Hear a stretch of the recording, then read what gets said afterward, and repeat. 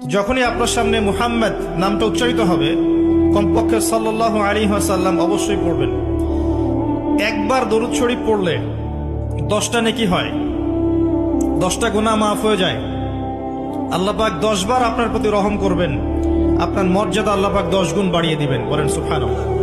যখনই আপনার সামনে মুহাম্মদ নামটা উচ্চারিত হবে কমপক্ষে সাল্লাল্লাহু আলাইহি ওয়াসাল্লাম অবশ্যই পড়বেন। একবার দরুদ শরীফ পড়লে 10টা নেকি হয়, 10টা গুনাহ মাফ হয়ে যায়।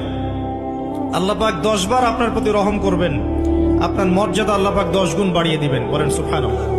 যখনই আপনার সামনে মুহাম্মদ নামটা উচ্চারিত হবে কমপক্ষে সাল্লাল্লাহু আলাইহি ওয়াসাল্লাম অবশ্যই পড়বেন।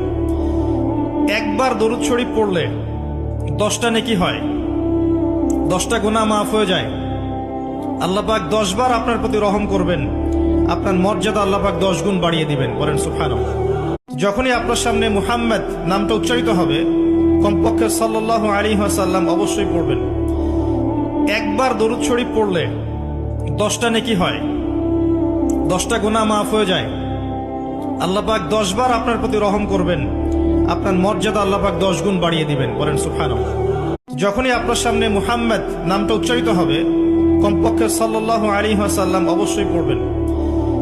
একবার দরুদ শরীফ পড়লে 10টা নেকি হয়, 10টা গুনাহ মাফ হয়ে যায়।